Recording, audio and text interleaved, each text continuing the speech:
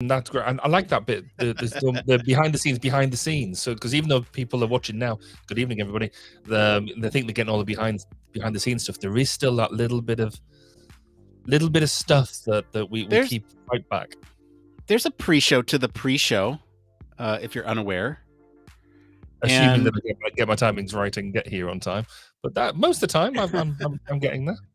Yeah, I mean, to me, the pre-show before the pre-show really, I don't know, makes me really excited sometimes because there's some cool things that I get to talk with you, Barry, about in private without exposing the trade secrets, so to speak. And we're just like, we're on this continuous improvement kick over here. Yes. So, no, absolutely. It's it is cool.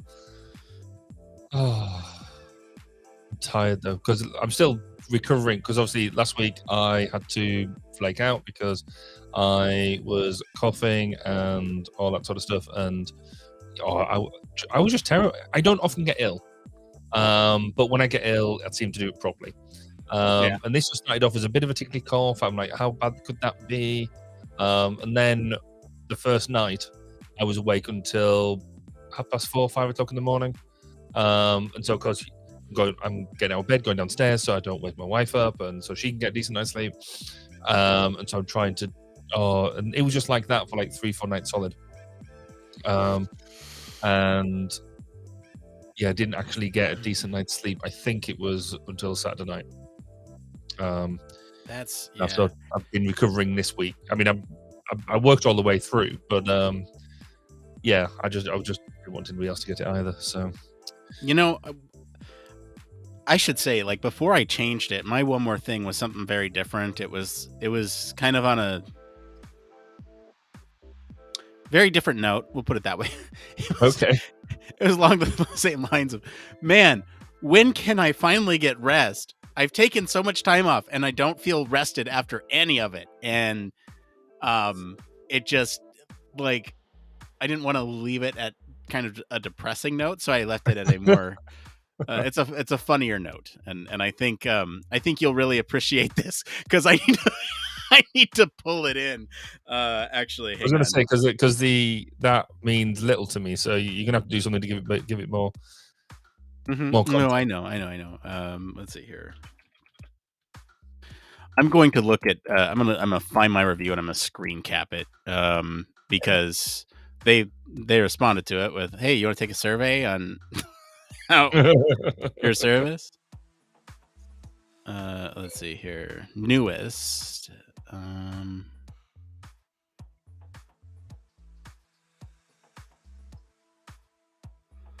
While doing that, I found a. Where do you not with your normal music listening? Do you use a streaming service like Amazon Music or any of them like that?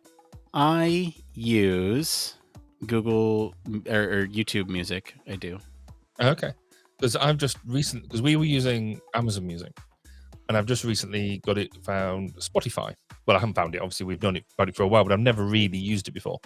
But my daughter was saying how amazing it was, and then the fact that now I more recently launched a family account, which means you can have, as long as you're all at the same address, you can all come off the same account, but have your own playlist and stuff. Right. And so I was like, okay, well, I'll give it a go. And it's genius.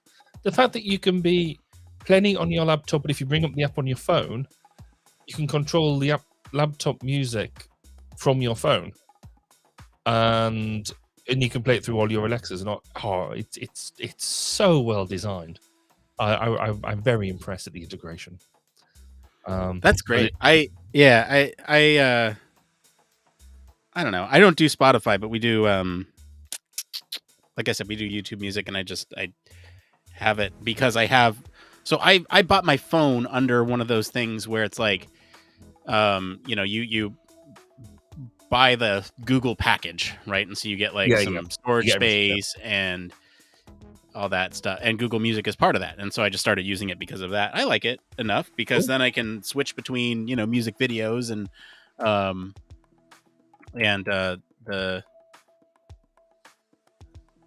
the other thing, normal music.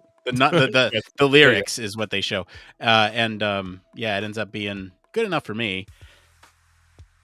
Yes, because I'm not a massive audiophile as such, but it's just making finding music that I like a lot easier than I think anything else that I've used at the moment.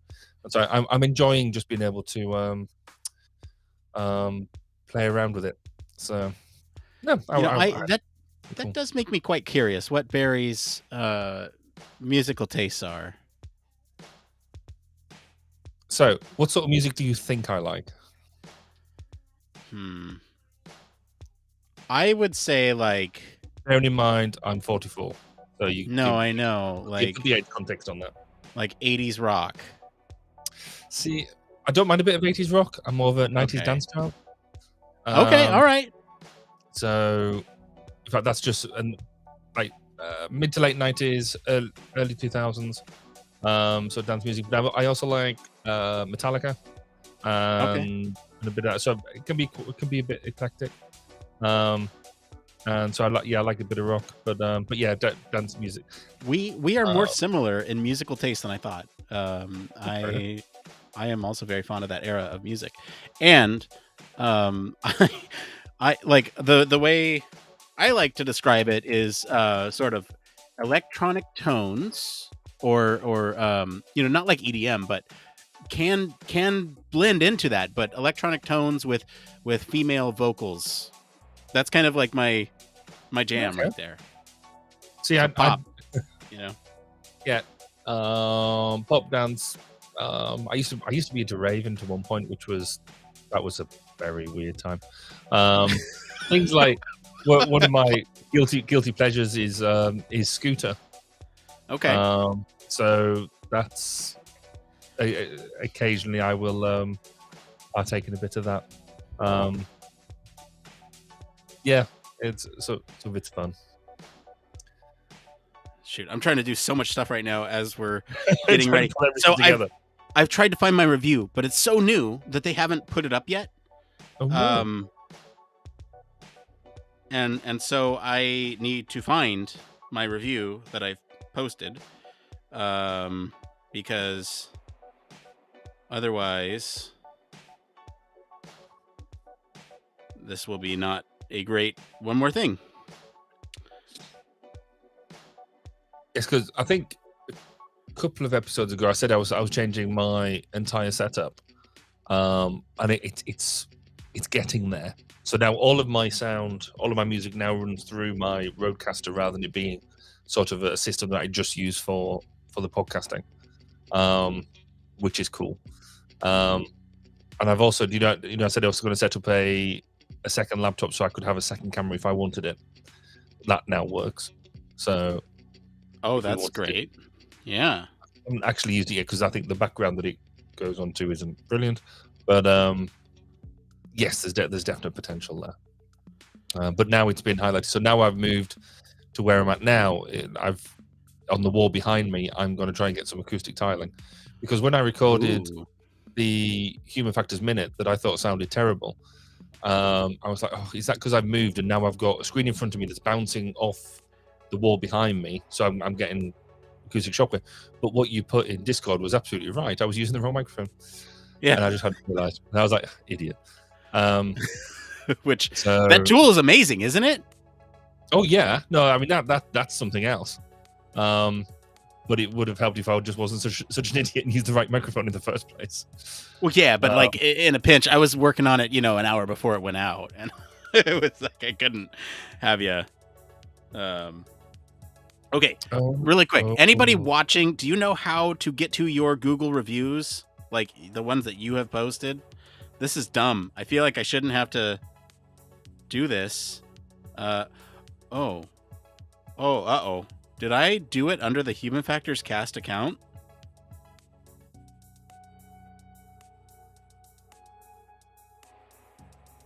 This would be hilarious if I actually put the review. Newest? No, what's happening? No, it's not there. Can you actually hear me? I can hear you now. Yeah, no. And I couldn't see it for a second there. Something's going on with my setup. Yeah, I switched my camera off and back on it because it all stalled. And don't do this to me. It's normally you haven't had any network connections in a long time, so I can't start doing it now. Mm-hmm. But there's something ropey going on with my network. Yes, here it is. I found it. I must have put it on a different Carl's Jr. than my local one, which is unfortunate.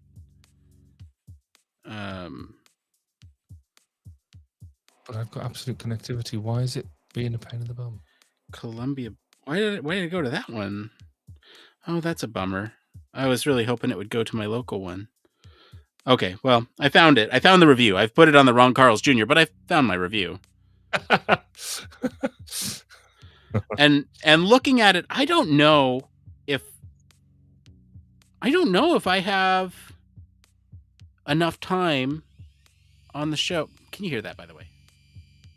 Yes. Is it bad? That? It's mildly irritating, but it's really low frequency. Really high frequency, but really quiet. Okay. So I don't know whether it will come through on a recording. So it's my old laptop. I jammed something in the processing fan so it wouldn't go off. And it's making noise. It wasn't making noise for months, and then it just started making noise. But anyway, this review, I feel like I need to read it. It is the one more thing, but I feel like I need to read it to make it into. Yeah, we'll chuck it in there. I mean, hey, you're the boss. You can do what you like. Yeah, I'll do it in the post show because you're right. I'm thinking about editing, and that will be closer to the post show than the pre show will be to that. So I'm going to do it there. But I got to find. Now I've got to find this document and paste it in there. So that way I just have it in one place. And there was something else that I wanted to talk about too. I just mentioned we used an AI tool. We use a lot of AI behind the scenes here, which is just really fascinating when you think about everything that goes into this production and how we're a small guerrilla volunteer team in this officially recognized media, which I didn't tell you. That's new. We're officially recognized as media now. Really? Yeah. By who? What did we have to pay them? We had to pay nothing. Let's just say it's by a professional organization that we've talked to before. The BBC? Ooh, that would be wonderful if we got recognized by the BBC as a media outlet. I mean, we have always considered ourselves a small independent media outlet. But no, it's nice to be recognized. No, I got a shout out in an email from somebody who we've both talked to. I'm not going to call them out. It's somebody we're both familiar with, and they basically said as much as good shout out to you for being on this thing that it was attached to, which recognizes it's a media report. Cool. Okay. Of when things are being mentioned. And anyway, we were on it. So hey, that's awesome. Yeah, it's really cool. What is this? 271? I'm having issues that I've got network connection going from 10 out of 10 to 0 to 10 to 10 out of 10 to 0 to 10. Well, that's no good. No, I'm debating whether I need to do a really quick reboot or not, whether that'll solve it. Yeah, you could do that. But then you would leave me alone as I'm trying to find this thing and put it in here. And that's okay. You can do that, and I will be fine. I promise you. Well, I'd rather leave you alone in the pre-show than leave you alone in the main show. Yes, and you are certainly garbled up right now, so please do go. Right, yeah. All right. So Barry's gonna be right back, and while he does that, I'm gonna be here attempting to put a screenshot in our show notes, which I feel like I'm incapable right now, but we'll get there. So I should probably at some point read this review. Like I said, I'll probably do it later. Although if I can get this working, I might just do it now.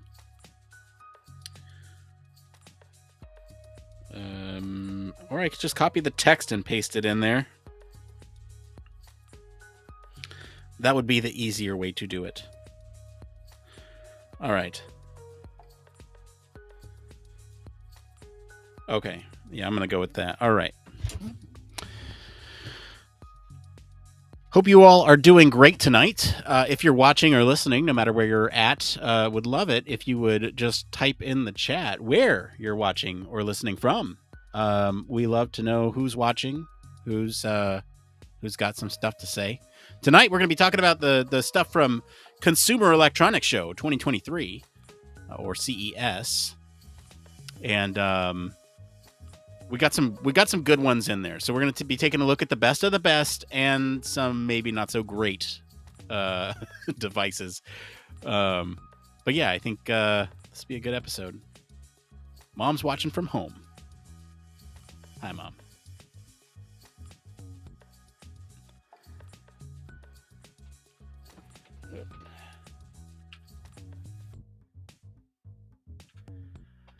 CES Ergonomics Awards.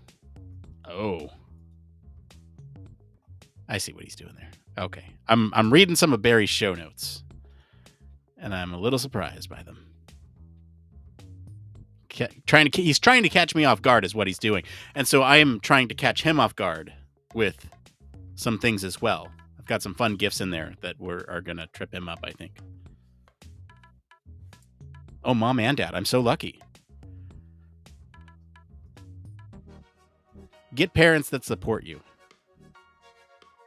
There he is. He's back. All right. Did you miss me?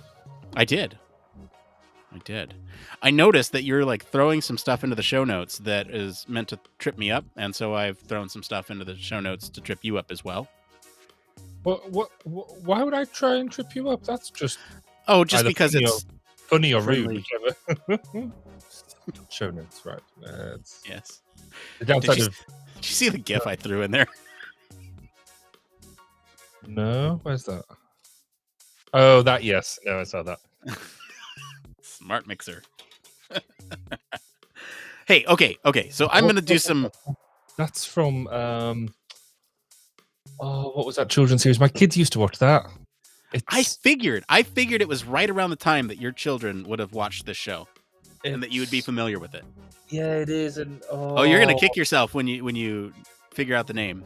Yeah, that's really because the guy who played the evil one in that, I think, recently died.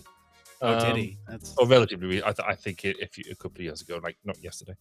What was it called? I might have to take a photo of that and send that to my kids and try and find out what it's called. I could tell you right now, but go on then. But no. I'm going to make you embarrassingly ask your children for. That's really harsh. The family will know. Photo. What is this from? I would show it to everybody if I wasn't concerned about a DMCA.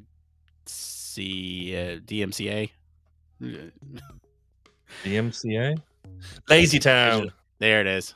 You got it. And the reason I'm familiar with that is the Little John remix from a while ago. Are you familiar with that? Oh, yeah. No, but I know of it, but I don't know it. Okay. You got to watch the Lazy Town Little John remix. That's some true internet history there, I think.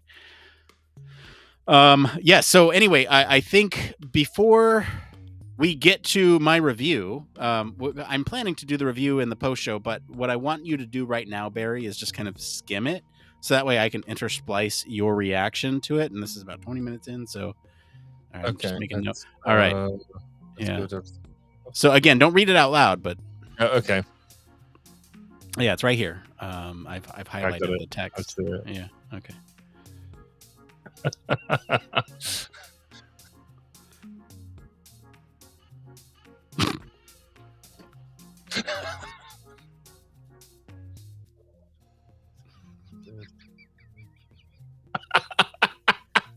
Oh dear God. Oh,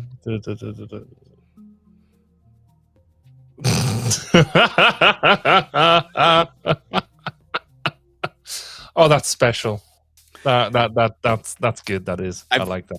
Okay, so we were talking about prompt engineering the other day, and I saw a video that told me how to get this type of thing from something, right? So you ask it for a generic, I don't know, a generic something, right? Like for this, I said, give me a review of this thing that I reviewed, and tell me why it's the best thing in the world, right? And then, yeah, or it's a I said culinary masterpiece is what I put in there, and so then it gave me some version that looked like this but was different, and then I came back and said, okay, use oh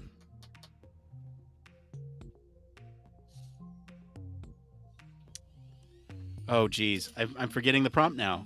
I'm blanking on it right as we're talking about it. Use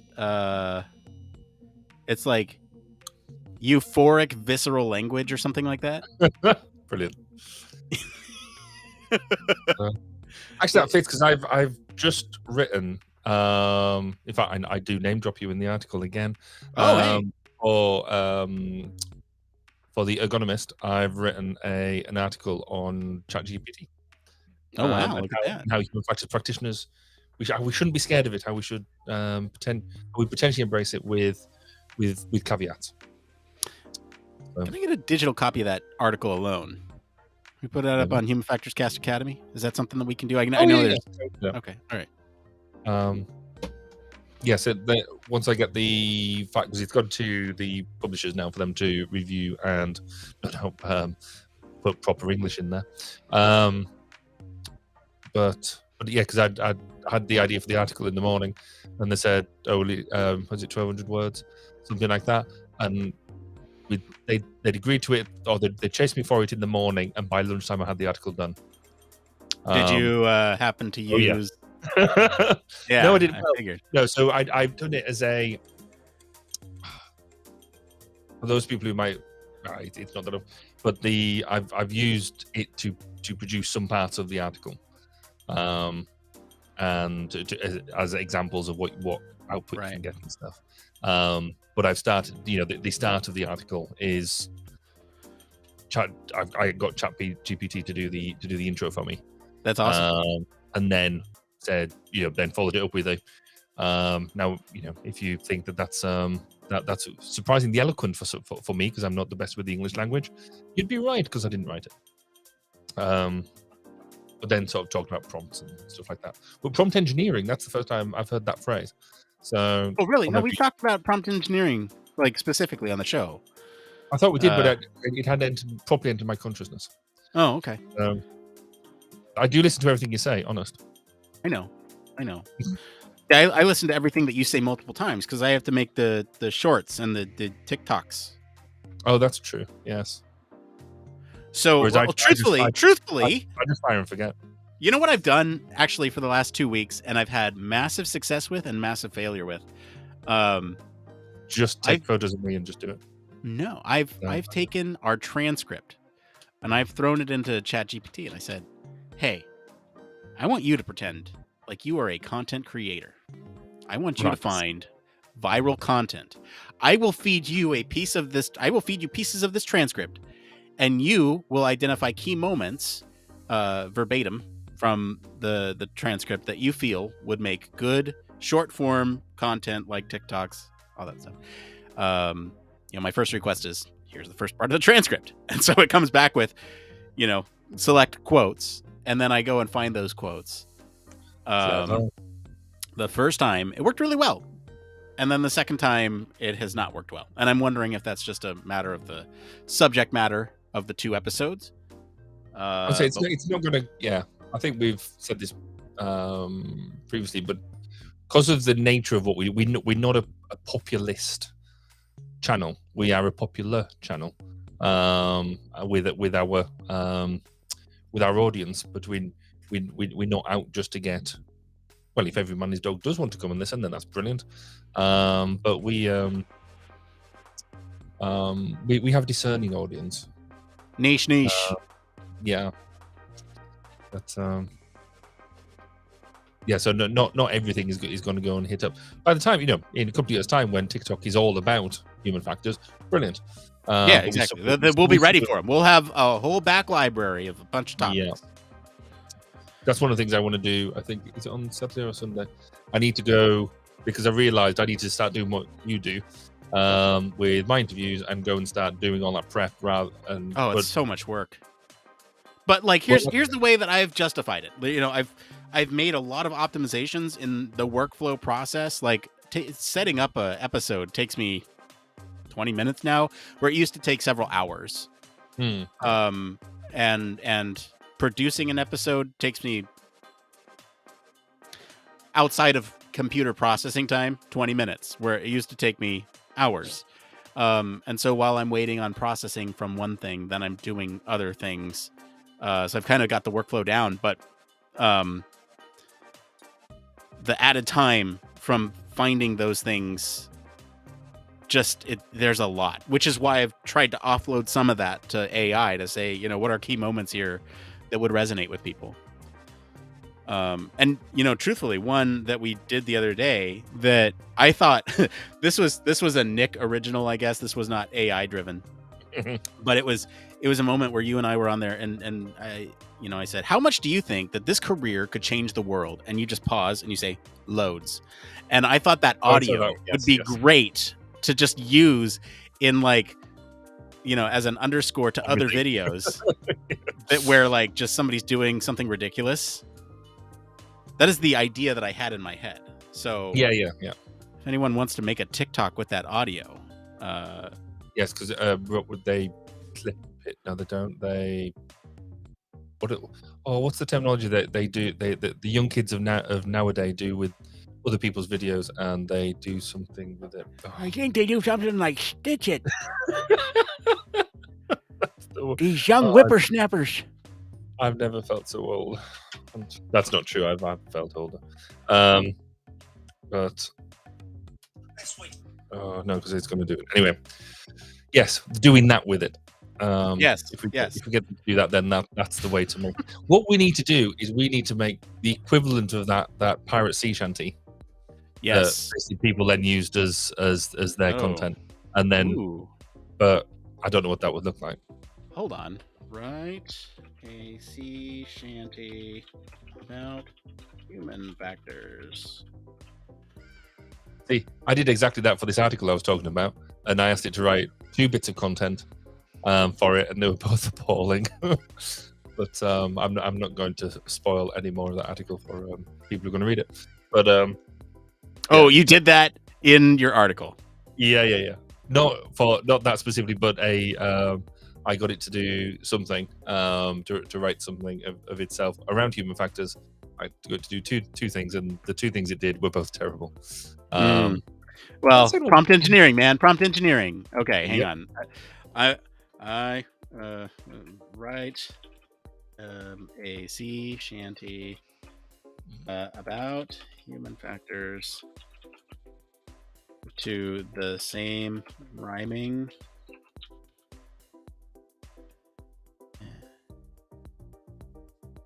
and format as this example. Human factors engineering. Only one message at a time. Why? All right, this is the last thing I'm going to do.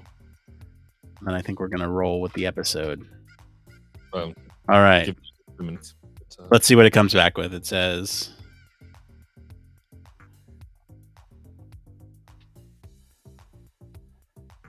Oh, it's thinking. It's thinking really hard about this one. And it's been like really just hammered all day. Like it's having a lot of trouble. I kind of can't wait till the paid version. Yeah, we using it the other day. And you just couldn't get into it all day until later, like early afternoon or early evening. But I conducted my first we've got a minute. Conducted my first user assessment using the ChatGPT as the pilot to tell me what the issues are with an aircraft. Wow. Blew my mind. Even though I'd already had my mind blown, it was amazing, and it was really good because I've done that assessment, and it gave me all the issues just off public. I was like, wow.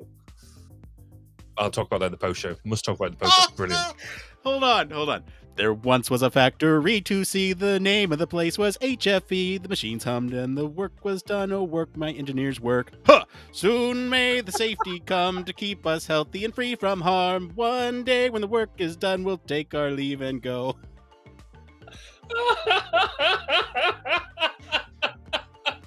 That is genius. We have, I don't know, if only I could sing. If we need to record that in some way, that's brilliant. She'd not been 2 weeks in the plant when safety hazards did enhance. The manager called all hands and granted he'd fix. Oh, I don't know. Sometimes it's weird.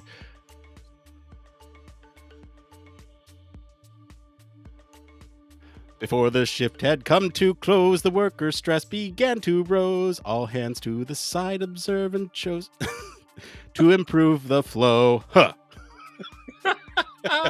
Brilliant. I'm okay with staying in the pre-show for just a couple seconds here.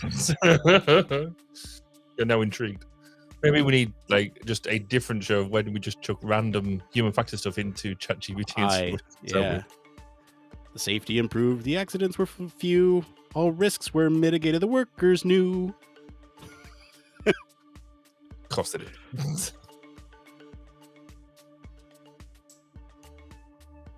As far as I've heard, the work's still on, the hazards are gone, and the safety's strong. The HFE makes their regular call to ensure the workers, manager, and all. Like, it started off strong, but like it kind of fell apart in the end there. But I'm wondering if we could finesse this and make it better, right? Oh, I think we need to get various volunteers, famous and not, to sing, even if it's just like the first verse and the chorus, and then we overlay it in some sort of cool mixing style-y. That would just be hilariously funny, and I'd be quite willing to put some time and effort into that. Because I'm a child. Hey, by the way, okay, the one last thing before we start is the show. I know the show. I wanted to share this in the pre-show, and I guess I could share this in the post-show, but it's just too good to not share in the pre-show. There's, speaking of AI, since we're talking about it, a new tool here that helps me maintain eye contact. Whoops. Hold on. Helps me maintain eye contact without looking at the camera. I'm not looking at the camera right now. Really? Yeah. Can you tell? It's kind of uncanny. I'm not looking at the camera at all. And it actually works with my glasses too. So, like, I don't know. I can tell that my eyes are not quite. So, close your eyes. Oh, no, it does close them. It recognizes that. Yeah, it recognizes that they're closed. It's like, if you look close enough, you can tell. But, like, if I do some, like, weird things with my eyes, you can definitely tell. Like, it flashes every now and then so you can see where I'm actually looking. Like, let me just. See, like, there's the limit. Yeah, there's back and forth. Yeah, you can see. I'm not moving my eyes there. Oh, now you mentioned that. Now that is slightly unnatural. But so what are you using to do that? This is NVIDIA has a tool that allows you. It's a virtual. It's like an AI enhancing tool that you can. Yeah. I don't know.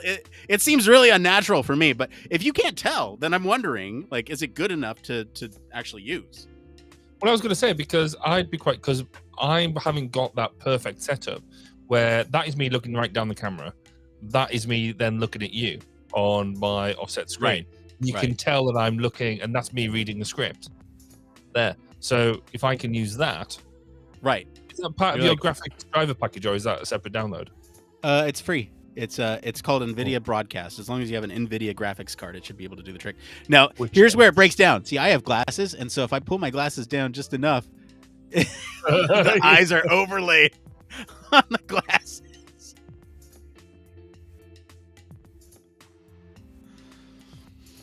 Ugh. Oh, I see. Yeah. Oh, right. I'm gonna have to play with that at some point, but now is not the time. Yeah, it's cool. It's cool. We should really do a show. We do have a show. Let me just turn off the creepy AI, and then let me go back. Leave to it on, source. because that's the whole point.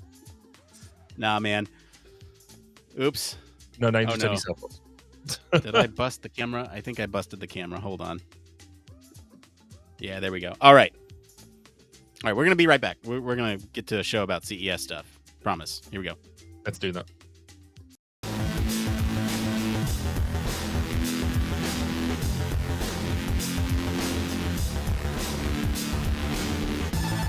Welcome to Human Factors Cast, your weekly podcast for human factors, psychology, and design.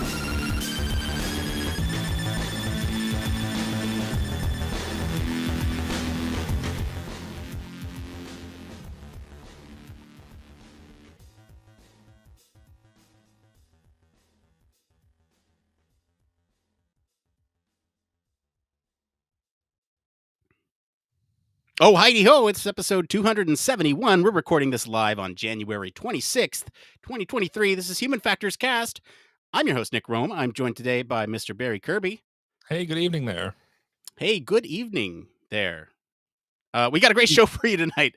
We're going to be, I don't know what that was. You started off with Heidi Ho, so I thought I'd try and follow it up. I don't know. For some reason, I was expecting hello there. I don't know.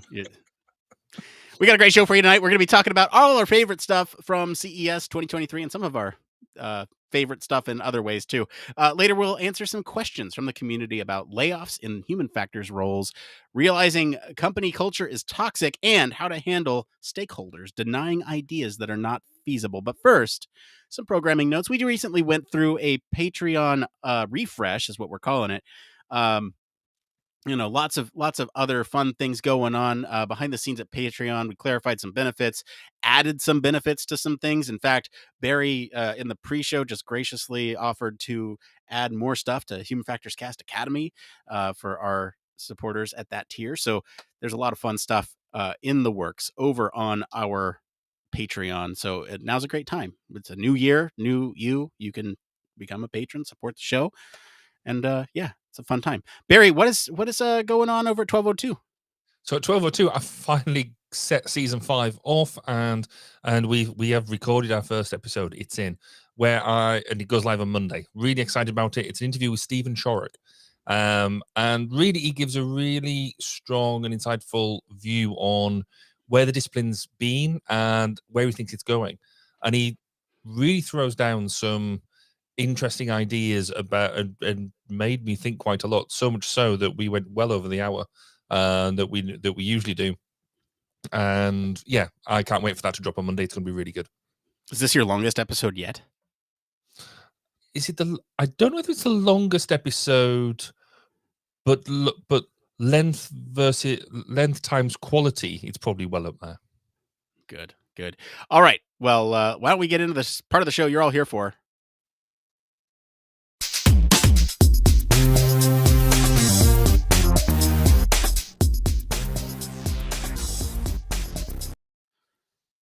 Yes, it's Human Factors News. This is where we break down the latest and greatest in the field of human factors. Barry, what is the story this week? So the story this week is the best of CES 2023.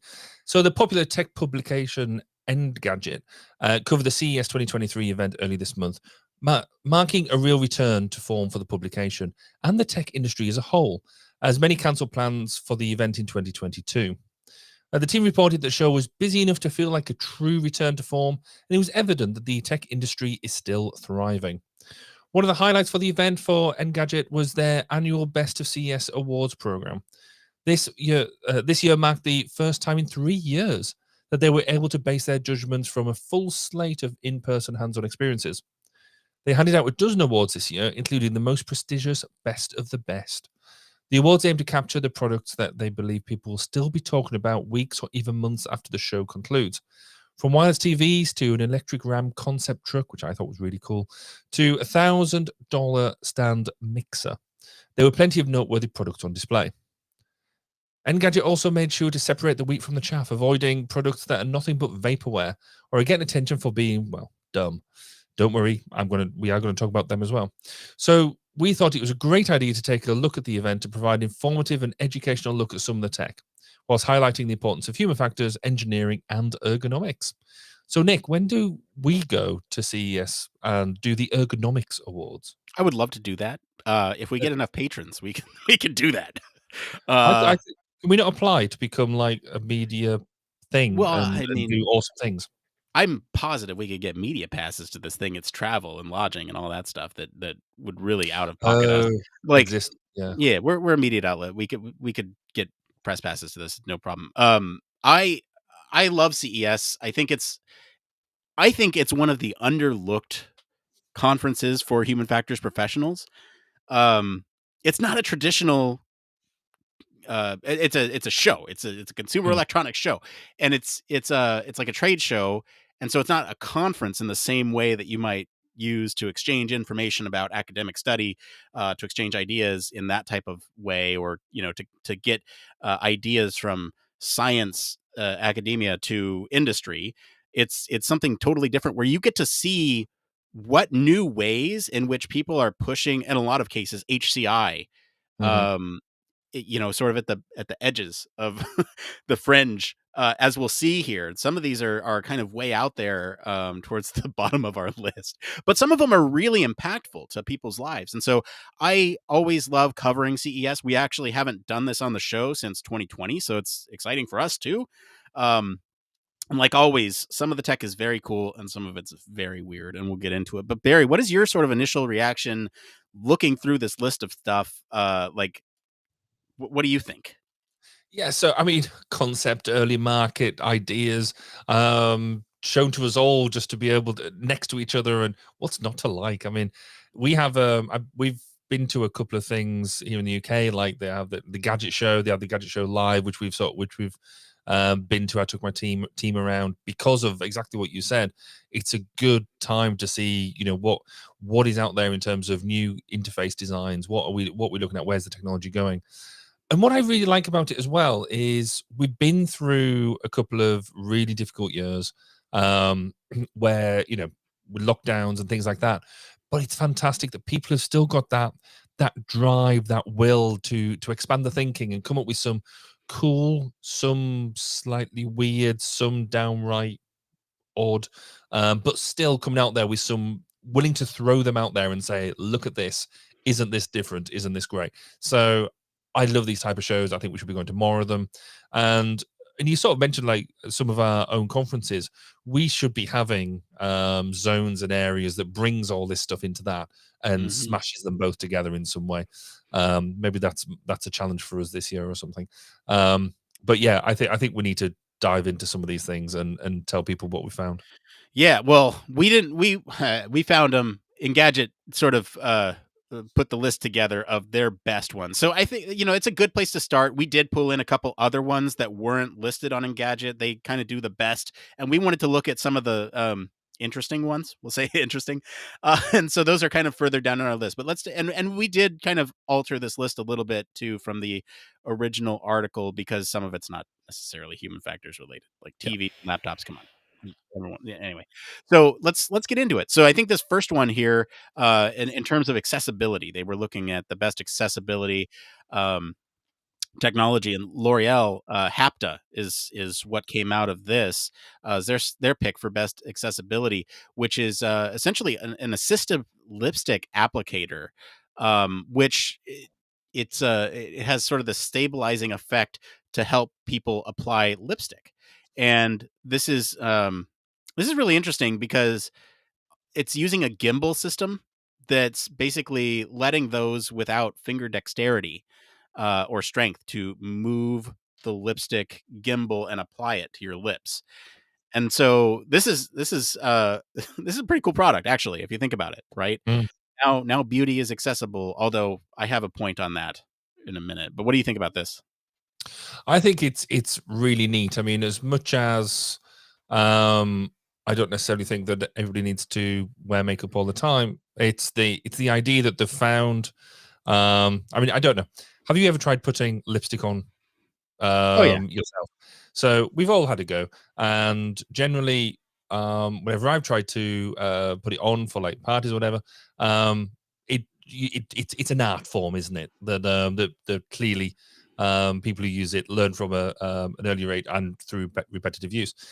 And so you can just imagine that people who want to use it but can't for whatever reason, be that hand, wrist, generally motor issues, would feel that they are being left behind or being left out. And so to have something like this that uses technology that it's clearly been around, because it's similar technology to where people use Steadicams and things like that. To then come and use it to do something like this, when you think, why would you spend so much money and effort doing a lipstick applicator? But the amount of people who wear lipstick is clearly massive. So yeah, when I first read it, you read the first line, you're like, how's that going to work? But then when you read into it, it's really clever. And yeah, I like it a lot. It did actually make me think as well, what's the next step for this? Yes, so you've got this, but actually, is there a medical stroke, surgery stroke, that sort of application? That I was like, my mind was just going pop, pop, pop, pop with different sorts of ideas. So yeah, I liked it. I thought it was really neat, and it sort of shows that people are now thinking, I guess we would almost term them as sort of more edge cases in terms of to use a demographic, but people are absolutely there because I think the edge is quite big. Yeah. I mean, like you kind of you leapfrogged my point about expansion to other makeup applications, and you went straight to like other. Oh, I didn't see your note. Sorry, Yeah, no, it's okay. It's okay. But yeah, I mean, I was thinking expansion to makeup applications, not something greater, and so you just got to leapfrog that. Anyway, I do want to bring up a good point here, though, in terms of affordability of accessibility of devices. And this is $150 to $200 is what they're looking at for the retail price, and it's a conversation to be had about the accessibility of accessibility devices, or affordability, I should say, because ultimately, if you're designing for a population that can't use this thing, then you need to take cost into consideration. All things considered, $150 to $200 is relatively affordable for something like this, especially if it, like, I don't know, I'd spend $200 on my self-esteem. That'd be an easy spend. And so I think the price point is right for this. Although, what does the demographic look like for folks with those hand, finger dexterity, strength issues, right? And then beyond that, what does this look like for folks with limited hand and arm mobility, to where they can't move their arm in certain ways, like they can't lift up their arm to get to their mouth or something like that, right? That's kind of the next step for me, is like, how can you make a robot that'll do this for you? Well, yeah, it's I was just thinking, how do you integrate it with AI so that, going back to what I said earlier about if you're not very good at putting it on, it does it properly for you. Yeah. All right, let's get into this next one. You want to read this one, Barry? So the next one was for best gaming product, and Sony have got this one with their Project Leonardo. So Project Leonardo is their first piece of gaming hardware designed specifically for people with limited motor control. We're getting a bit of a theme, and apparently it happens to look pretty neat at the same time, according to Engadget. So it's a controller kit that will work out the box with PlayStation 5, given that it's Sony, offering 2 circular game pads lined with swappable buttons, third-party accessory ports, and other customizable inputs. The controllers, they lie flat on the table and can be mounted on a standard tripod, and they could be paired with the DualSense to turn all 3 devices into a single gamepad, offering flexibility for players depending on what their needs are. To build it, they partnered with advocacy organizations, including Able Games and Special Effect, just like Microsoft did with the Xbox Adaptive Controller. And then Project Leonardo represents, they claim, another positive step for accessibility tech in video games, a market that's filled with surprises and primed for growth in 2023. So it's really interesting. You look at the picture of this, and it looks odd. I think it's basically like effectively a couple of discs, or circular gamepads as they call them. But it's that customizability for to meet whatever needs you have to make it work properly. So I think personally, I think this is a really good thing that that we're starting to think about who it is that is using it, and not just trying to push us down to, because we've all played with these game controllers that you have to learn what all the different buttons are, where they all are. People that come up with new initiatives such as like the shoulder buttons, and then you get more and more controllers. So this feels like one of the first break where you actually make the gamepad to suit you, rather than you having to suit the gamepad. A truly human factors approach. What do you think, Nick? Yeah, How do you feel about it? I really like it. And designing for customizability is also it's a skill, right? You have to think about the types of people that would use this product, and then how they might want to customize it, and especially when it comes to making gaming accessories accessible. Mhm. I think this is a good approach, and I'm happy that they partnered with various organizations, like they said here in the article. But I think one thing for me is how does this compare to other options like Microsoft's option, right? So Microsoft has a bunch of different peripherals that kind of have various interaction methods, and you kind of configure those peripherals, where this seems to be and it seems like this has the option for those where you can plug them You into can it, do some of that, yeah. right? Which is great, right? But I think that the base, you have sort of these pads that you can interact with in a variety of different ways. And what I really like about these is that they go beyond video games. These could be manipulation mechanisms for other HCI devices, and so that in itself is reason to watch this space. I'm going to skip ahead just a little bit. This also won Best of the Best, but since we're talking about it now, let's just talk about it. Right. So Absolutely. they thought this won Best of the Best in terms of all of their um, in gadgets best. And so it's fun to look at from that perspective as well.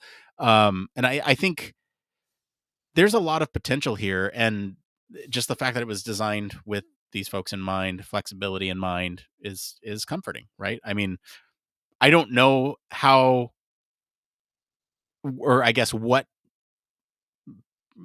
I guess peripheral set is going to be preferred by a larger community. Microsoft's been out there, and one of Microsoft's sort of key points is that their kit is $100. And we're talking about the affordability of accessibility again, like Yeah. that is a huge thing. And so if Sony can meet them, and the other part of this that I want to touch on is, are these interoperable with the other set?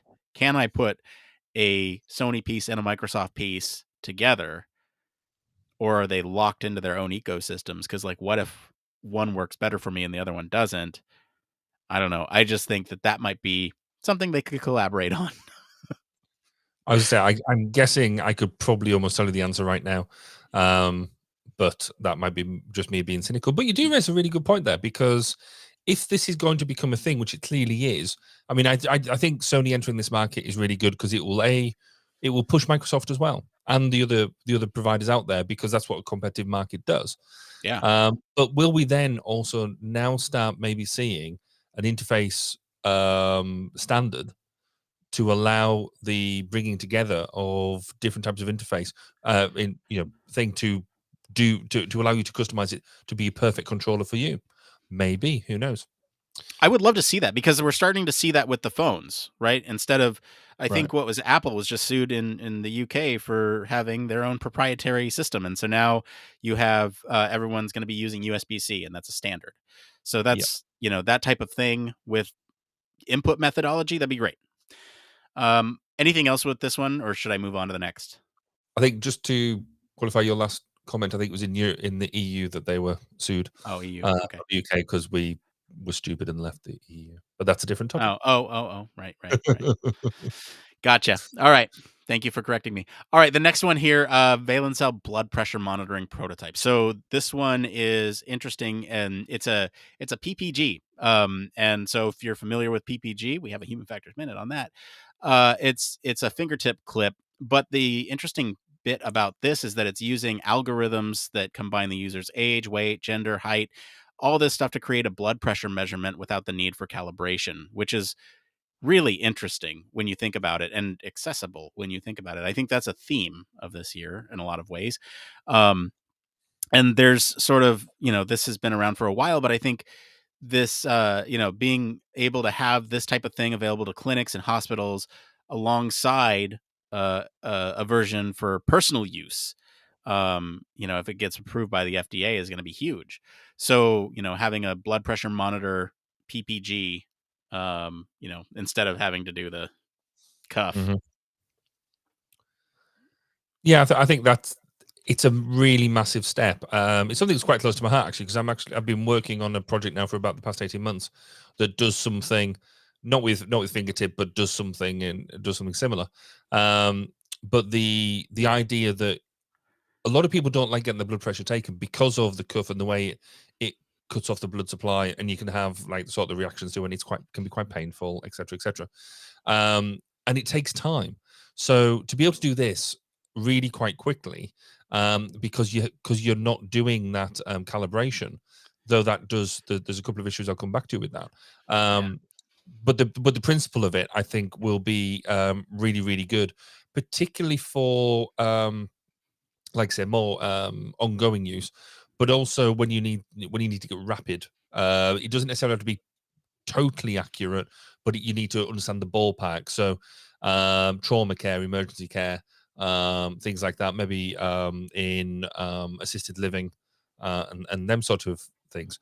My problem with the calibration, to a certain extent, and we saw this through the pandemic, where we thought we had really good blood oximeters, so measuring the amount of oxygen in the blood.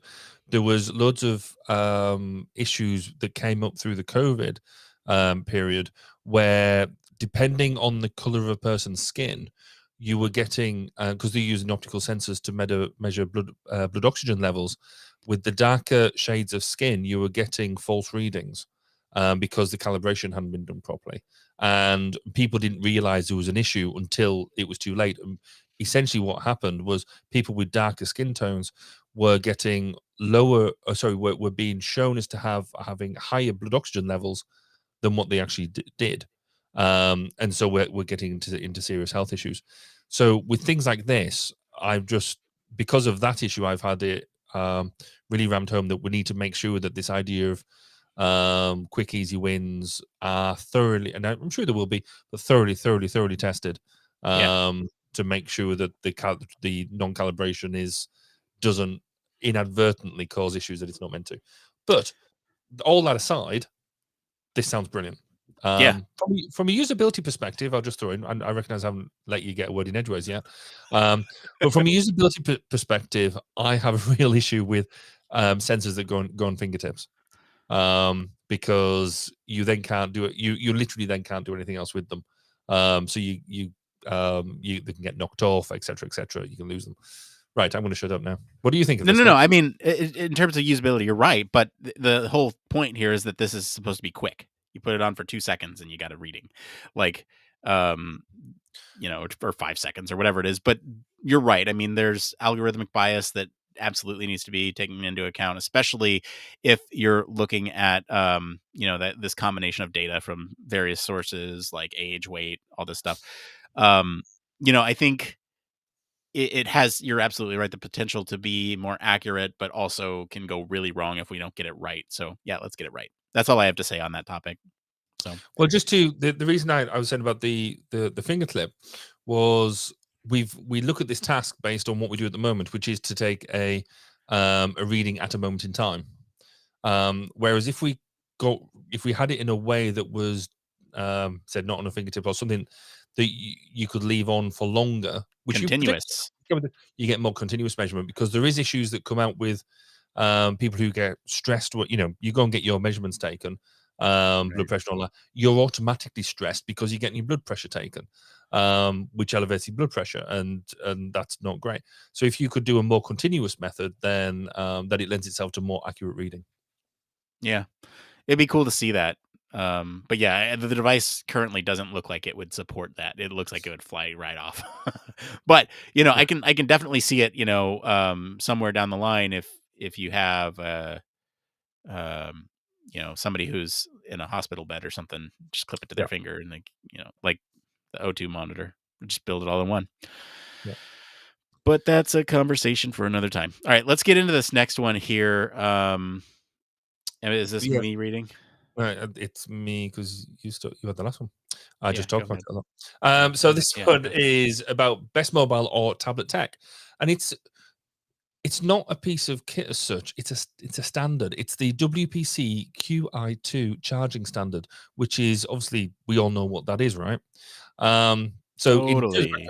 yeah. So remember what MagSafe is when Apple put MagSafe charging onto the iPhone, where so you can put it on. You don't actually have to plug it in anymore. You can put it onto a device and just through basically the magnet to it, it can transfer power to your phone, so you don't have to plug it in. It's simple, convenient, and actually, it means you can have your case on while you're doing all that sort of stuff. So at CES 2023, the WPC, which actually is the Wireless Power Consortium, has released details on this new standard, this QI2, which will bring similar functionality to the basically other handsets. Now, you'd sort of think that on the plus side that this is really good because it means everybody can take advantage of this magnetic power profile. So you can basically charge all your phones, not just Apple phones. But a lot of people will be thinking, well, actually, that's great, but other people do stuff that Apple do, and it'll just be a poor implementation. But Apple is actually part of this consortium, so whatever happens to this bit to become a standard MagSafe, effectively, it should be good, and that's going to arrive on retail devices in Q4 of this year. So it's really quite an exciting thing because, as you alluded to earlier, there is these issues around lightning cables, USB-C cables, micro USB cables, all these different charging devices. Whereas this, it will just be a standard that you can put your phone onto any charging platform, and it will work. There's already starting to get some of this. I got a set of earbuds the other day, and I can put that onto my charging unit, and they'll charge wirelessly, which just saves so much hassle from having to find a cable, plug it in, and all that sort of stuff. And did I mention I've got a new car? I think Oh I yeah, did you did. a while ago. Yeah. The That whole has. episode on your new car. Oh, that's right. Yeah. But that has it has a MagSafe platform in it that you can just put your phone onto and charge, and it just takes away some of that conflict. So I think the ability to make this ubiquitous and to a right standard throughout the industry is a huge step forward. What do you think, Nick? I think standards are good. We have a lot on this list that I want to get to, but speaking of your car, I'm going to move this one up here. This next one here is best transportation tech, Ram 1500 BEV concept. So basically, what they're looking at here is a battery powered pickup concept, but um, one of the key things here is there's animated grill emblems, taillights, badging, has integrated movie projector. I know Barry's looking for one of those. AI assistants that respond to voice commands, both inside and outside the vehicle, as well as a shadow mode that Barry is super excited about. He can tell us more about a little bit about that, but it trains the truck to follow along behind its dismounted driver from a safe distance.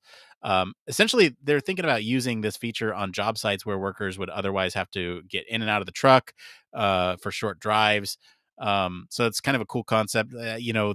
Again, this is best in transportation tech. Not much more to say here. What do you think? I think obviously it's following on from the Tesla truck, isn't it? It's Ram's answer to that. And like you say, a lot of it you could argue is fairly standard in this field, but this idea of this shadow mode is something that I think is quite unique and quite clever. Not necessarily for this Ram truck, but you could imagine having almost any vehicle that you need to understand where you're at and follow your commands, be that from like a big, I don't know, a digger or something like that, all the way through to having to maneuver aircraft around an airport through the tow trucks. This sort of, if it works and it works well, that I think is such an exciting concept to make work. But then from a human factors perspective, you don't want to get that wrong. You do not want to get that wrong. If it's shadowing you like sort of 2 inches from your back, you stop and it doesn't stop in. that could get a thing. But I saw that, and out of all of the truck, I think looks quite cool, and all the other stuff in it, I think is cool. But that is exciting. Yeah, that is cool. And then I almost cut this thing out, and then Barry said, "No, the shadow mode. The shadow mode. We got to talk about the shadow mode." You're right. It is cool. Because when I first read this, I didn't realize that it was talking about a person outside of the car standing, and the truck is following them along. Where yes, this you got to get it right. You got to get it right here. You want to get into this next one? Yeah. So, not really, because you talked about wants to cut. I thought this might have been on that list, but we talked about the best robot drone, which is Ki Luna. So basically, this comes down into the robot pet category. Historically, they've been all right, but not very cute, not very endearing. Whereas Luna, this futuristic companion from Ki, with his big puppy dog eyes and wiggling ears, has the adorable thing locked down, as they say. It's smart. It can scurry around your living space without running into walls, so it has that sense of proportion about where it's at. But apparently, they suggest its real magic is in its expressiveness. They suggest it's impressive what you can do with a small display, 4 wheels, and 2 ears. But it's also got, from a tech perspective, it's got loads and loads of sensors, allowing it to respond to voice, gestures, and touch. And it's got sort of games, and it makes it into a decent companion. They're suggesting using it for STEM tools for kids, etc., etc. Yeah, it sort of fits into that thing of it looks cool, but it's possibly not quite my bag. Though I did have what them little creatures that you used to get to talk to each other, and that'll come back to me at some other point. But anyway, you have all these sort of little toys, great, but it doesn't pull many strings for me. What about you, Nick? Why do you think it should have stayed in here?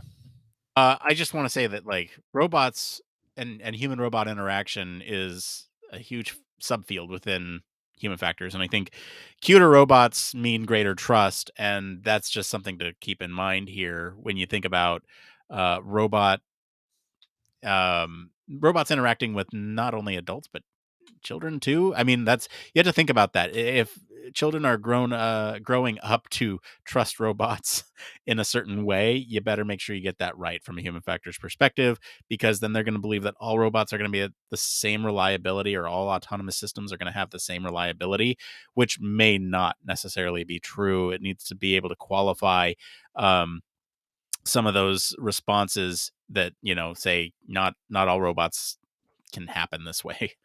I just wanted to bring that up. They're conversational actors, and it certainly seems like they're trying to get to that. The next one up here is a smart mixer by GE. So this one's a kitchen gadget, and I know Barry's looking at redoing a kitchen. I saw pictures on Instagram. So it's a high-end mixer, comes with a built-in scale, accurately weighs ingredients, comes with voice control, app connectivity, and offers kind of a step-by-step for recipes and adjusts mixing speeds as needed. So that's kind of cool that it has all that stuff. It has a really steep price tag, but if you're into if you're into kitchen stuff and cooking, then I can imagine this would be quite fun to have. Yeah, I think it's, as you say, for the price tag, it's just shy of $1,000, but the integrated scale I think is cool. Voice commands, that sort of has me a bit worried. If you've got your hands in trying to put some ingredients in, and somebody behind you shouts "super speed" or whatever it is, and somebody starts mixing, and you've got no hands left, that's slightly concerning. But and then, do we need an app? I don't know. But I think it'd be interesting to see this one get underway. I think possibly slightly over-engineered, I fancy. Yeah, I agree too.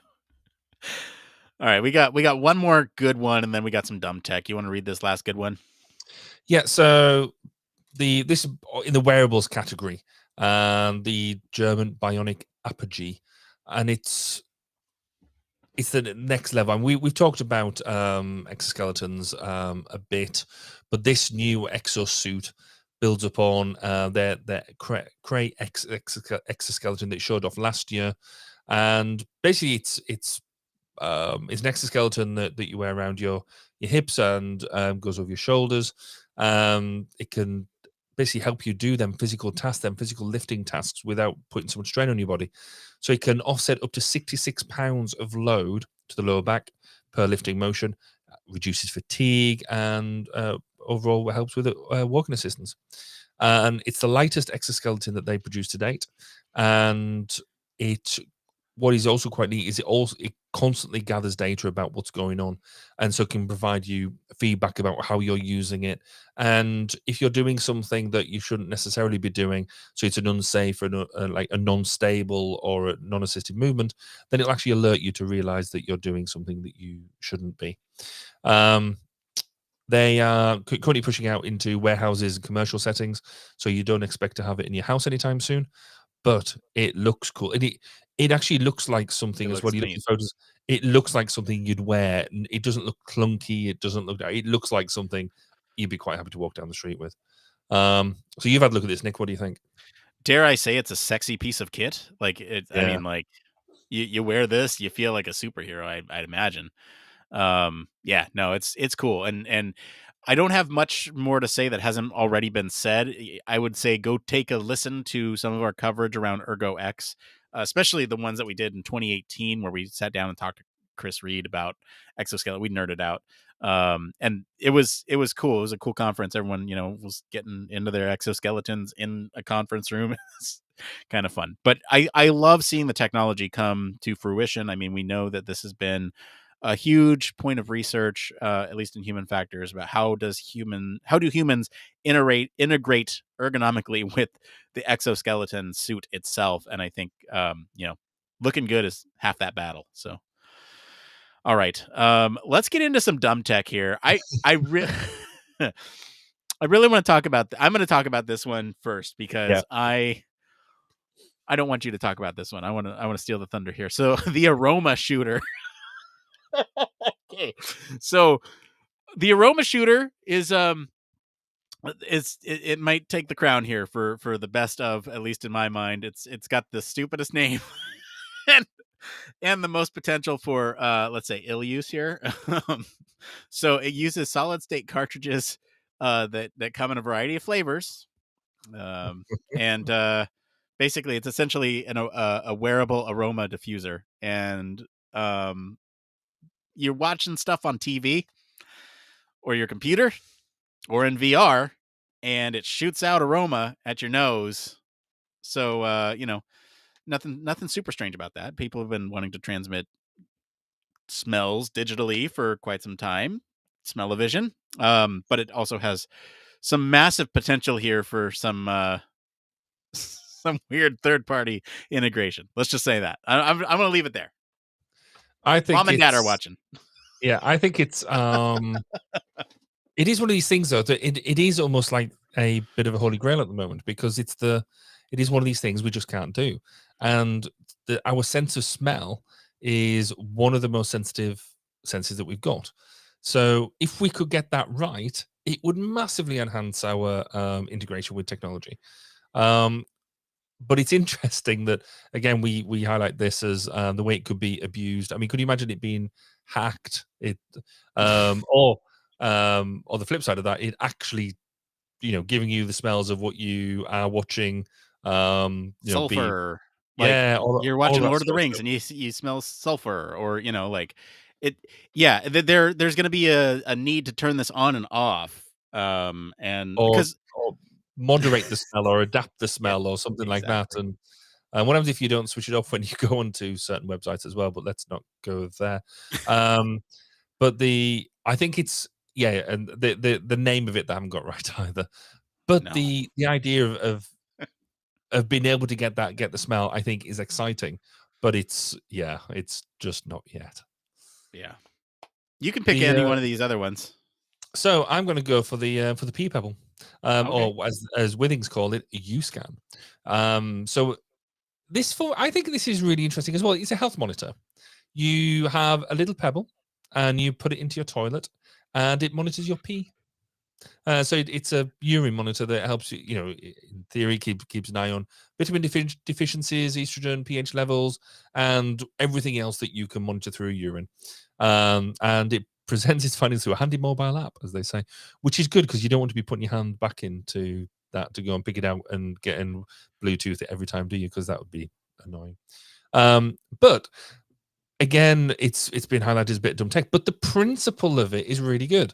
Because just through urine samples, you get to know so much about what is going on, going on with your body by what it's excreting.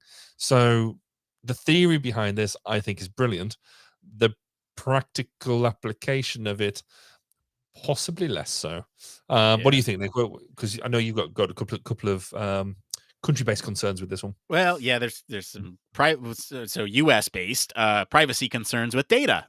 There's certain states here in the states that can get people arrested because of stupid abortion laws. Like that, and P might be able to solve that issue for. Anyway, it's just you got to be careful with that. So, it's stupid for that, but I agree that there's a lot that you can learn. The practicality for those that stand, you have to sit to use this thing. So that means every time, and if you want to look at trends over time, that means you have to sit every time, which is not convenient for those that stand. Anyway, I'm getting into a whole usability argument about it. It's a cool piece of tech, but again, like there's many things I think of. We're running short on time. I'm gonna get into this last one, which is just ridiculous when you think about it, but it's called the Skyted voice silencing mask, and it's a mask that you wear over your face. And I'm going to try to do this so that way I still have good audio, but you mask it over your face, and it's so that way you can scream and talk in VR without disturbing the people around you. So like if you're playing a horror game and something surprises you, go, and so you're it just covers your mouth. Okay, I've lost it. All right, Barry, what do you think about this one? Let's get out of here. Yeah, great. I can. Yeah, fine. All right. Well, thank you to Engadget for our news story this week, and thank you to all of you for selecting the story. And if you want to follow along, we do post links to all the original articles and weekly roundups in our blog. You can also join us on Discord for more discussion about these stories. Tell us what your favorite is. Drop it in the channel. We're going to take a quick break. We'll be back to see what's going on in the Human Factors community right after this. Human Factors Cast brings you the best in human factors news, interviews, conference coverage, and overall fun conversations into each and every episode we produce. But we can't do it without you. The Human Factors Cast network is 100% listener supported. All the funds that go into running the show come from our listeners. Our patrons are our priority, and we want to ensure we're giving back to you for supporting us. Pledges start at just $1 per month and include rewards like access to our weekly Q&As with the hosts, personalized professional reviews, and Human Factors Minute, a Patreon-only weekly podcast where the hosts break down unique, obscure, and interesting human factors topics in just 1 minute. Patreon rewards are always evolving, so stop by patreon.com/humanfactorscast to see what support level may be right for you. Thank you, and remember, it depends.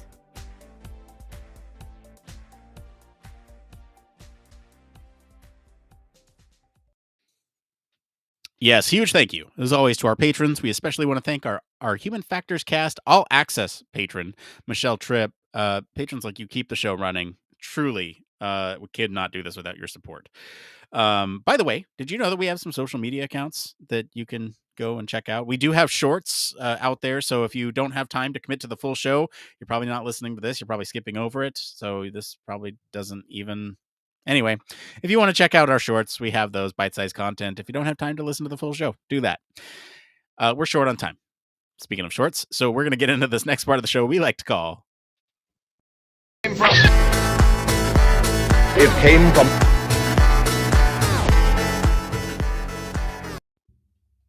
All right. Yes, this is It Came From. We look all over the internet to bring you topics the community is talking about. If you find any of these answers useful, give us a like wherever you're watching or listening to help other people find this content. All right. We got a couple of really good ones tonight. This first one here is by Caleb Colorado. Caleb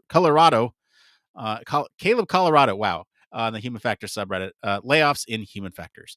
12,000 from Google, 10,000 from Microsoft, 11,000 from Facebook. Seeing these tech layoff numbers has become worrisome for me. I'm getting ready to enter the industry. With the talk of another recession probably hitting us, what do you think are the most safe or job secure, recession proof jobs in human factors? Barry.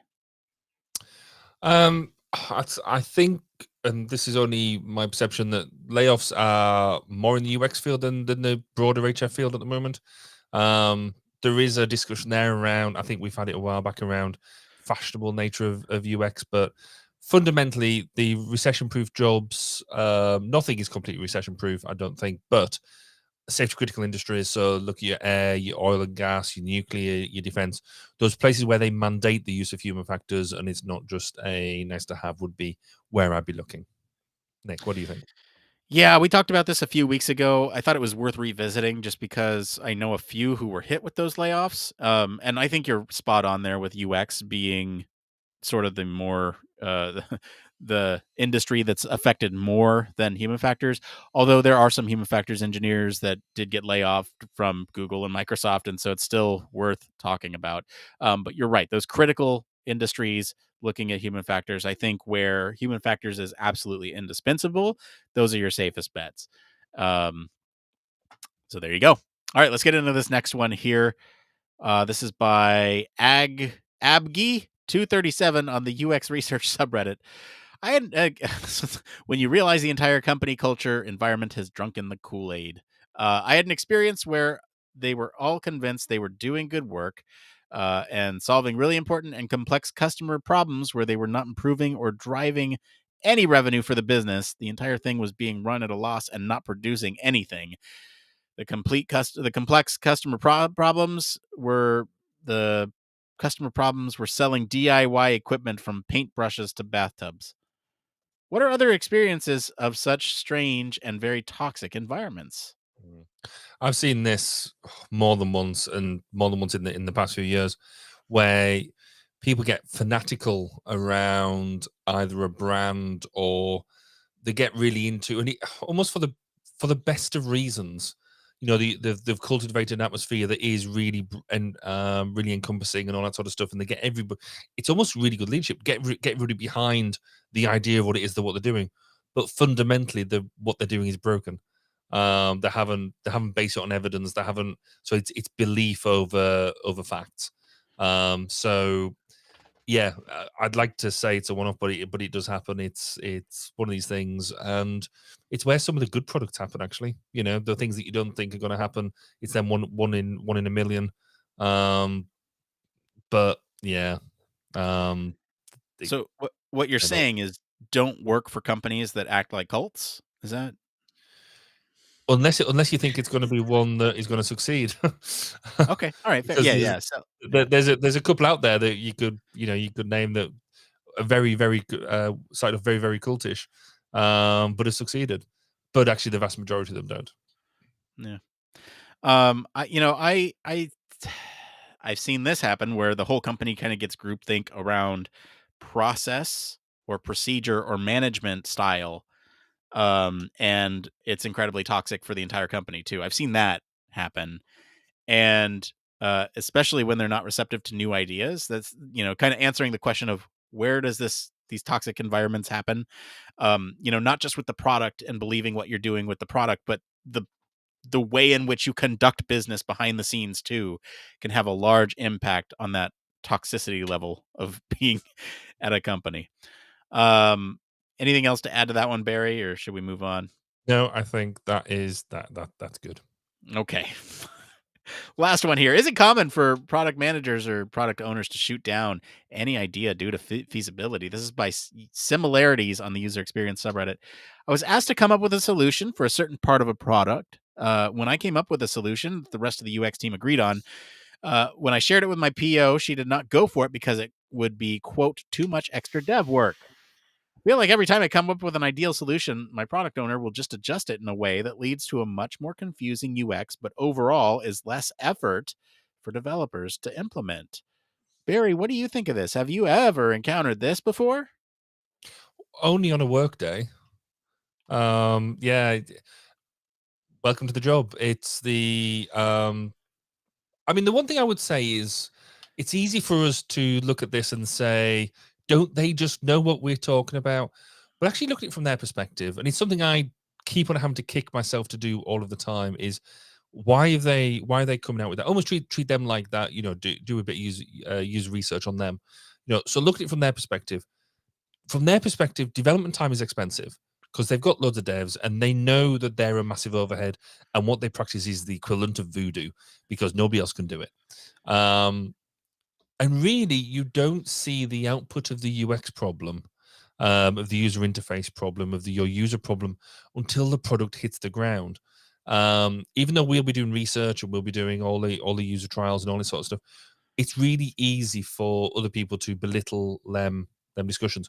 So they've either got a hard cost that they know that they know that the dev time is expensive, and if they can reduce that, they know they save bucks on their project. So so really that means if you flip the thing on its head, that makes it our job.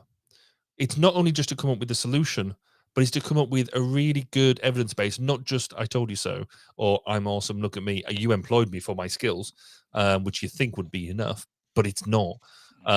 We need to give them evidence. We need to give them solid reasoning. Now, it shouldn't be like this, but it is.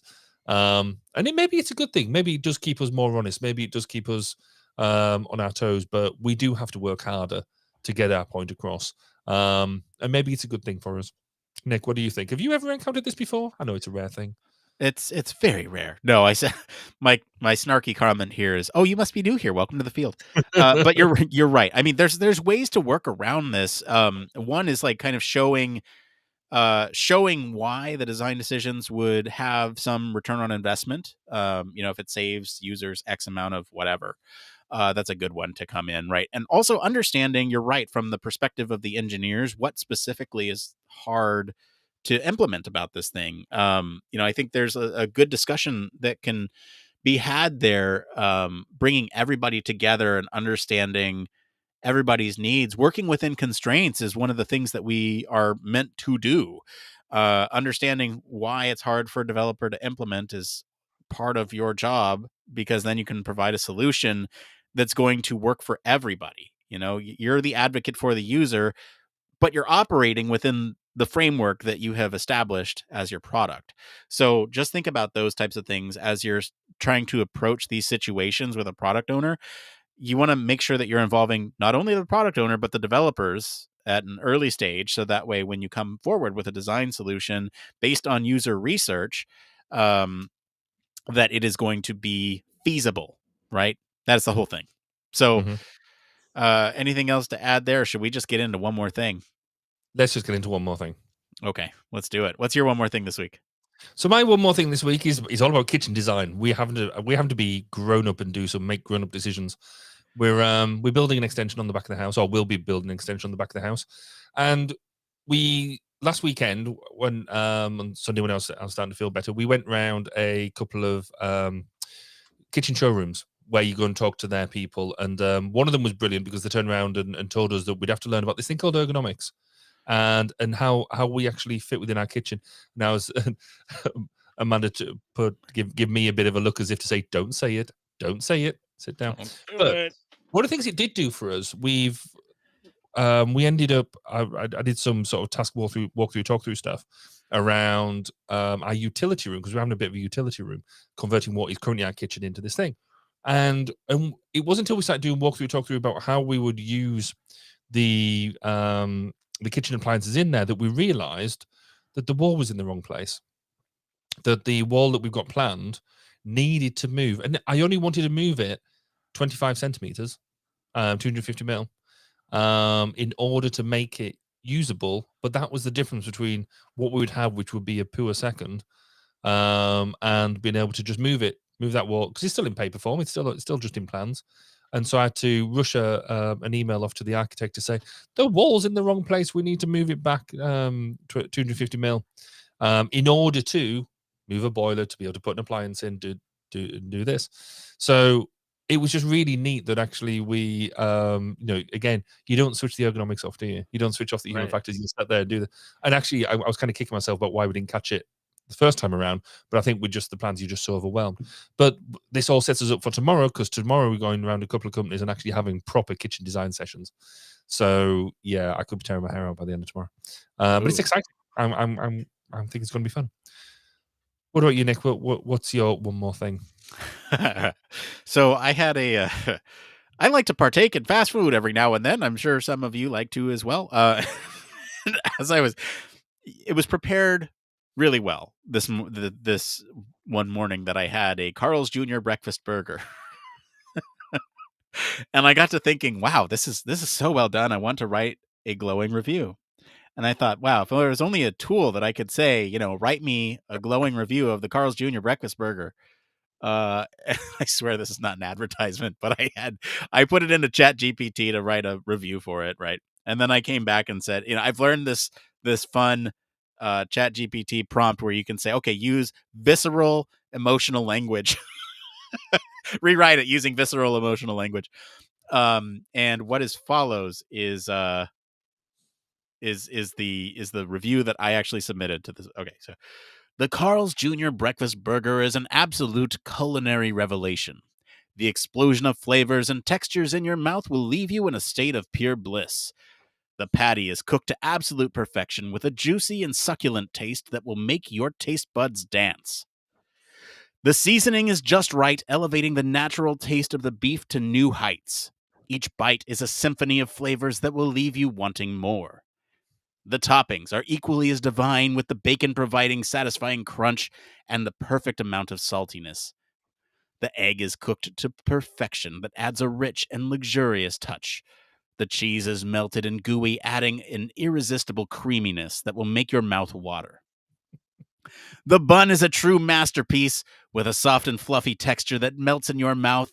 The slight sweetness perfectly complements the savory toppings, making for a truly harmonious taste experience. In short, the Carl's Jr. breakfast burger is a true work of art. It will tantalize all your senses and leave you in a state of pure gastronomic ecstasy. Damn it, I almost made it through. Whether you're a burger lover or just looking for something new, this burger is a must-try experience that you won't regret.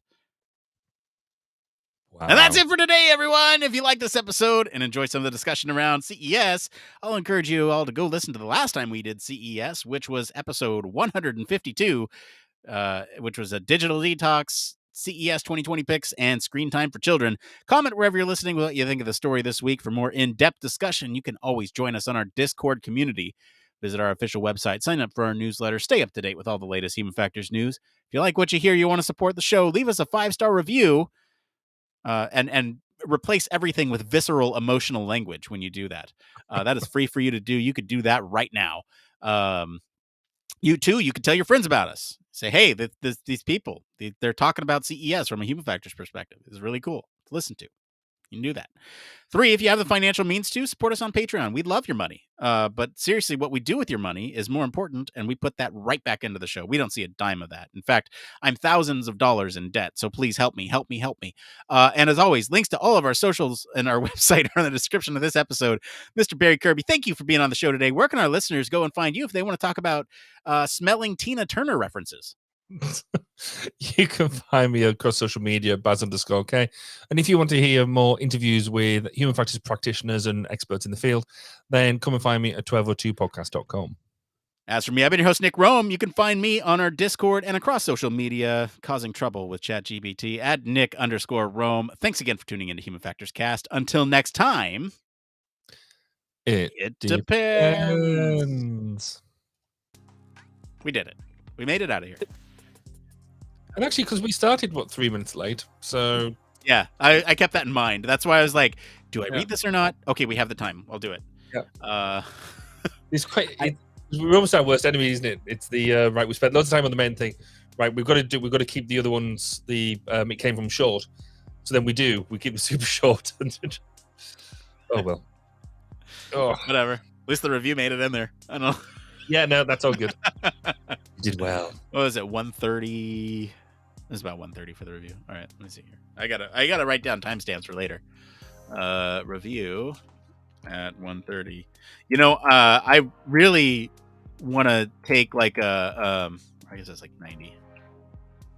want to take some B-roll of a Carl's Jr. breakfast burger Yes. with some hang on.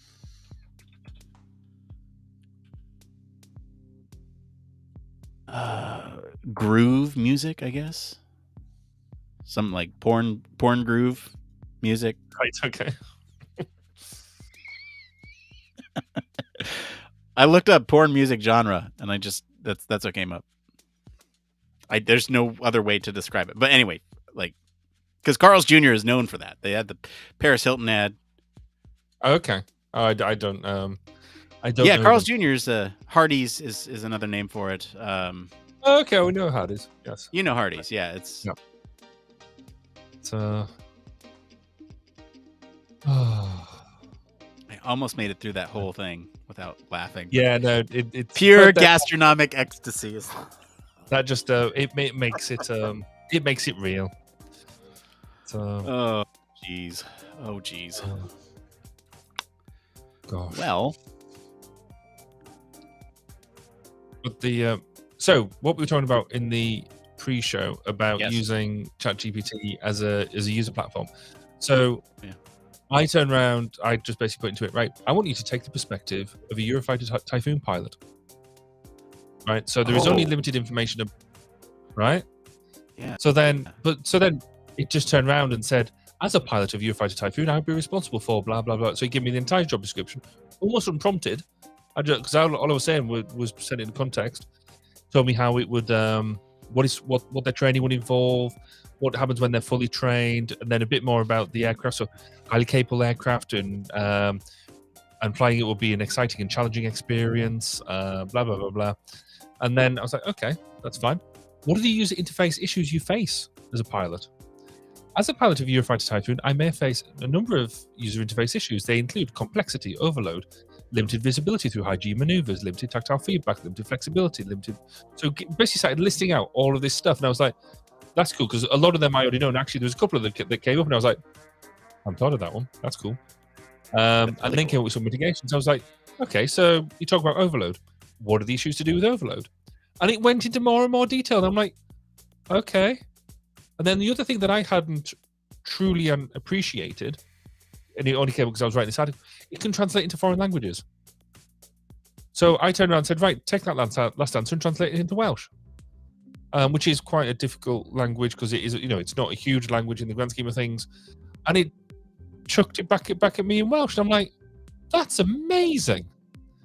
And I've had that checked by a Welsh speaker, and they're like, yep, that's, it's not absolutely perfect, but it's good enough. right. That's amazing. That's great. Yeah. So yeah, I just thought. So then I played around with it a bit more to sort of say, right, you're a user of this, and it allowed. I basically had to go with it testing questionnaires. So if you do a semi-structured interview, I got it to be the recipient on the second semi-structured interview to see what its answers would be, and I could then rejig my interview based on the answers because I used it as a pilot. It's a pilot study, and I was like, that's just saved probably about £7,000 worth of effort. That's amazing. So yeah, there's all sorts of bits that I hadn't really thought about. We've used. Well, just when you sort of think you start to get the edge cases of how this can be used, you find then something else. So no, it's neat. I see. Was it Microsoft who bought a 49% share? It was. Is it? Yeah. They own it now, I think, right? So, and the cost. Sorry, the professional version is going to cost something like, was it $40 a month? $40 a month. Yeah, I'd pay that. I mean, I'm unhappy about it, but I'd pay it because it's just so. Well, it needs to It's scale so- massively because the amount of times now it's at its limits. Yeah, exactly. I that's why I'm saying that. Yeah. I'd also want to have some. If I was paying Microsoft to do it, I'd want to see some more boundaries put on the data. So a bit like what you have with your Office 365 cloud stuff. So you can have versions of this that stay within your own 365 ecosystem. Right. So And Google said that they're getting ready to release theirs as competition. cool. So I'd be curious to see what their solution looks like too, because they have a whole suite of them that do different things. So I'd be curious to see how they stack up and how they're going to be used in Google search to maintain, to be relevant and competitive. So Yeah. that's what we're in the exciting phase right now. This is the first one to break through to a lot of people, and it's going to be exciting to see who one-ups them next. And so it's interesting. I'm seeing some people integrate these into actual products they're selling. They're selling ChatGPT based stuff that's literally going into the API, and they're selling product based on it. Which I'm just like, there's something a bit there. Because I thought you couldn't because it's a research thing, but also you're not necessarily making your clients aware of the limitations of it. Right. But hey, that's their problem, not mine. Yeah. But no, it's cool. But yes, it also helps you write magazine articles, which is very useful, as I found out this week. Yeah. That is good. I'm glad that helped you with that. I'm trying to find a good intro hook.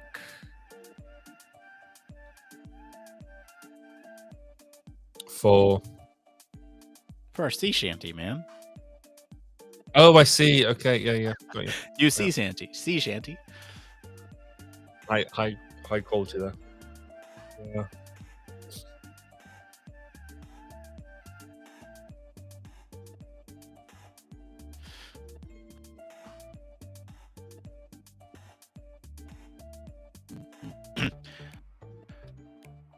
Hang on, I'm just gonna.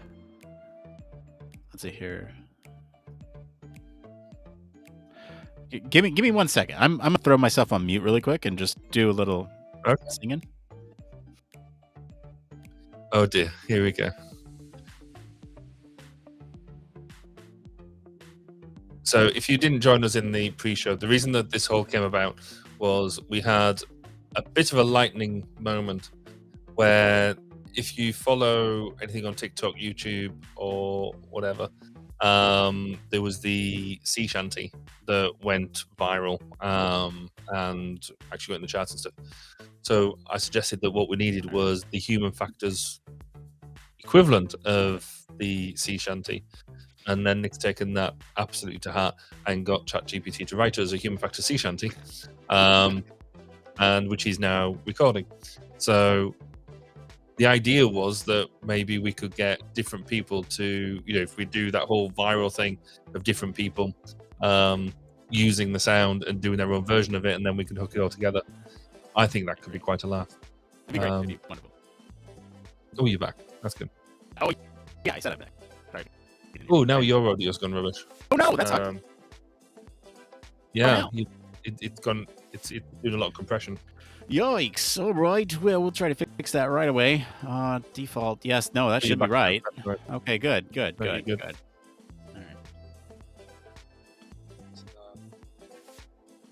It's an exciting evening as well because Amanda has gone out. Amanda, my wife, and she's just become vice chair of our local engineering group. And so tonight was was the handing over of the baton to the new chair, to the new vice chair. And so normally I have a meeting on a Thursday night before once a month before I come here, but they were doing a lecture on the industrial revolutions and how electricity has played part in industrial revolutions. And she had to do her first formal thanks to the presenter. But then they've dragged her out for a curry afterwards, which is why she's not back yet. So it's going to be quite exciting to hear how she found that.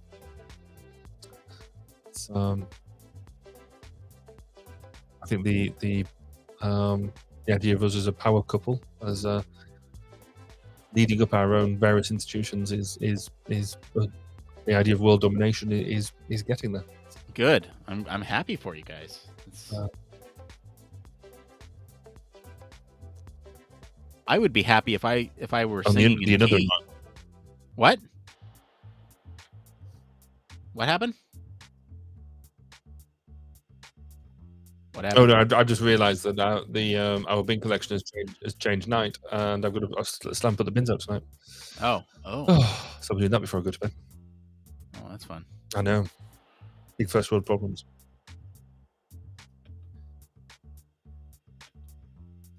I was going to say, because all of your what's happening, but all of your audio seems to be going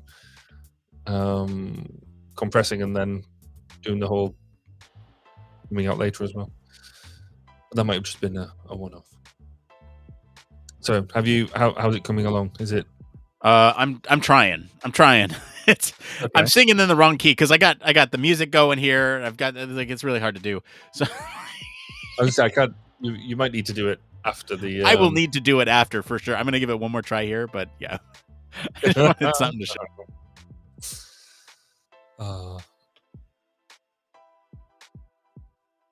So we'll have to see. I'm quite excited now about seeing what sort of how this all comes out. But then also, how do we then make it go? Because theoretically, I guess the sea shanty's already been done. So what other type of music would go well? But yeah, I think if I was that sort of creative, I would have come up with it already.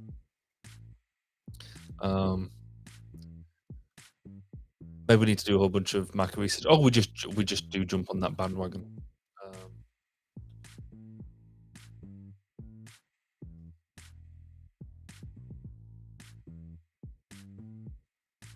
And it was it was that one, wasn't it? It was Wellerman, I think.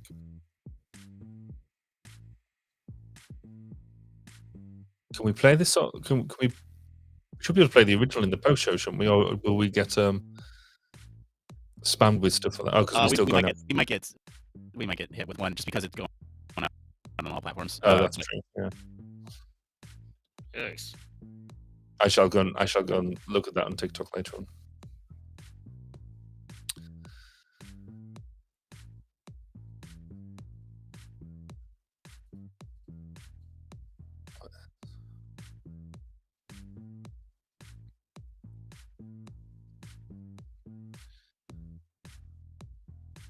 Oh, the time's flying as well. It's already it's just gone quarter to midnight here in the UK. I've got no idea what that means. I keep on meaning to get some clocks now. I need some clocks to show the different time zones that we play with, because I can never keep up. You'd think it would be quite just a matter of simple maths. You're shifting again, right? You're shifting in time soon. We will be going forward, but not until March, I think. When does the clocks go? I think the clocks go forward in March, so 2 months' time. That'll be all right. But it always sort of, we should just end the whole summertime thing. It's just it's not needed anymore. Well, by me anyway.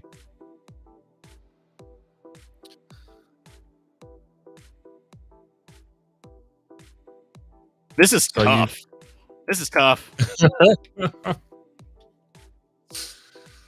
Do we need to finish It's it hard. so you can go and do it? Yeah, I do. I need to figure it out. But yeah. So that's not going to happen during the post show, unfortunately. No, really not. It's and maybe you've got standards as well. If you could, it's yeah. You know, I'm still trying to find a good hook though. Like that's the thing is I'm recording one that's half baked because I wanted to get it out there. And yeah, really there needs to be a good hook. Like there once was an engineer, you see, human factors one, as could be in industries he'd put to sea. Oh, you know, like when they use the words from the original song, it's not as fun. Soon may the HFE come to bring us solutions one by one to make our work safe and fun. We'll take our leave and go. That's pretty good.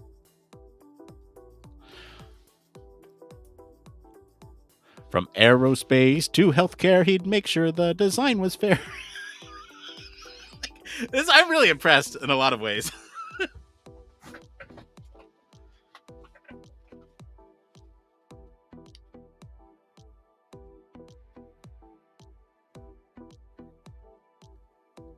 It is quite clever the way that it can put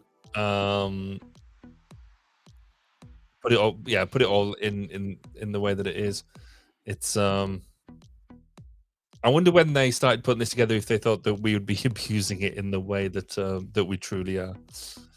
So I don't think so. but it'd be, I guess it's the interesting bit is, I mean, the amount of data they must be getting back and harvesting and hoovering to do the analytics on that must be quite incredible. So Yeah, I wonder if it's like, you know, this happens at some companies where they get the data back and they just don't know what to do with it. well, I mean, there's got to be massive. I mean, the amount of spurious request. I mean, how do you filter out the what I guess you call a good quality request? You Right. know, like I would class my, be the pilot of Eurofighter Typhoon as a good quality Sure, yeah, request. exactly. I would suggest the tell me a joke on human factors isn't the same level of gravitas that one would equate with a good quality request. So yeah, I mean, there must have something in there to be able to put some of that out of there. But,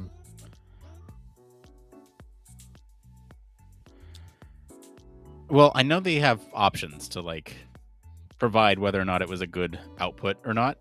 I do those sometimes. Thumbs up, thumbs down. mhm.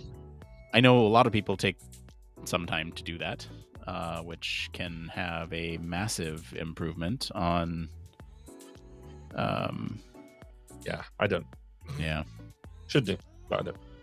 Maybe I should. So,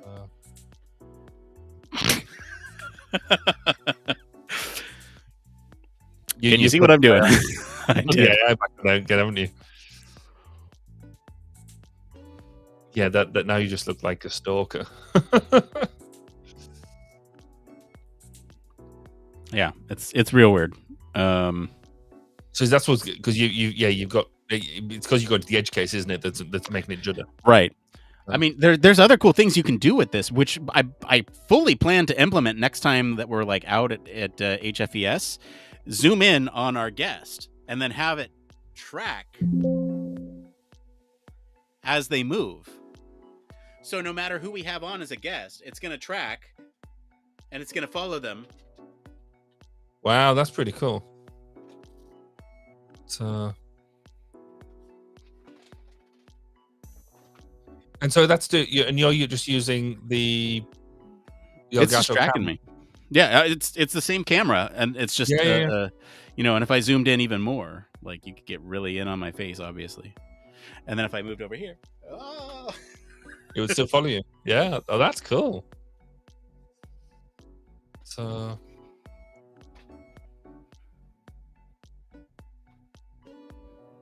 oh, what's it do? Oh, it's doing that. Okay. You're trying to play like hide and seek with the camera. can't find me. It's okay. Yeah, that one's fun, and I fully plan to use that because basically what we'll do is we'll put this on the seat. We'll put one camera on the seat of the guest, and then what we'll do is have the guest sit there because people move that chair all around to get comfortable with how far away from you they are, and so based on the for however. Throughout the day, we can set a window and it'll get a big window, but it'll be zoomed in at a certain level to get everybody. And so then it will just be, as long as it's operating within the same relative depth, but just at different places, it'll be fine. So that'll be. I wonder if it auto frames like does it zoom in if I go back? No. No, But that'd be good. So anyway, we'll figure it out. But I fully plan to use that. There's some other cool things. Vignette, video noise removal. I don't think there's any video noise. But yeah, my two favorite, and then of course there's lay background blur.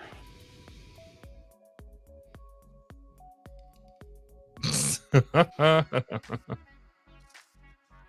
this one's called Crazy Eyebrows. I don't even know what it's doing. Yeah, it is. It's making your eyebrows go crazy. Oh yeah. Yeah, All that's right. Enough of that. that's less than subtle.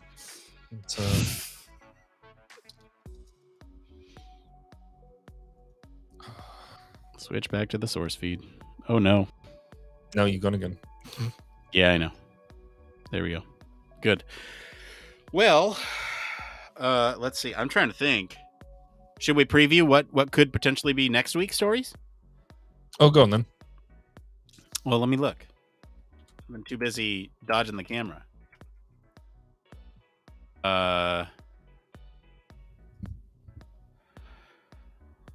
So next week, is that really it? Okay. Yeah, it must be it. All right. So next week we have Airbus tests pilot assist that can automatically divert flights. Okay, interesting. Okay. And this is where you tell me, no, Nick, we don't have enough time, or we'd get through that in 5 minutes. But essentially, this one can automatically land on any runway using sensors and computer vision algorithms. Pilots can get help taxiing around airports. Translates air traffic control's clearance into usable guidance, clues in a companion app. Assists with speed control, alerts pilots to obstacles. Crews could spend more time getting ready for the actual flight.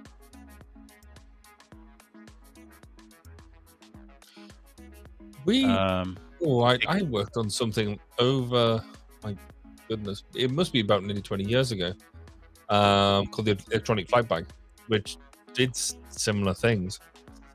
It's called Dragonfly. It can not only pick a flight path to the best airport in the event of an automatic diversion of an emergency, like airspace rules, weather, but communicate with air traffic control and an airline operation center if the pilots are incapacitated. The aircraft can still land safely. Fair. That's cool. So that's one story that we could potentially talk about. Another one, tech industry still has a long way to go when it comes to accessibility. I kind of like that one coming off the theme of CES this week. Mm-hmm. Really talking about some of the trends in tech from like Amazon, Apple, Google, Microsoft, Meta, Twitter. Just kind of seeing the state of everything, where some of the biggest tech companies are at right now in terms of accessibility and where they need to be. And then the last one that could potentially be a story for next week is culture, cognition, and human-computer interaction. And this is looking at sort of the impact of culture on technology design and use. And so this might be another kind of good deep dive for us to jump into for understanding sort of, culture and how it's impacting the way that we use technology every day, from different languages, different life experiences.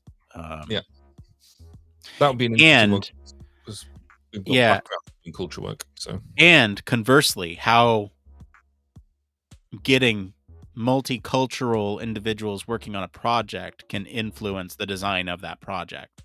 Mm-hmm. So this would be a good one too. Which means that they won't select it then. It's going to be right. You know what? I've heavily influenced the selection criteria for this week, so I'm going to I'm going to let it be for everyone else to pick this time around. If I had to pick a story, I don't know. I'm torn. I kind of like them all equally.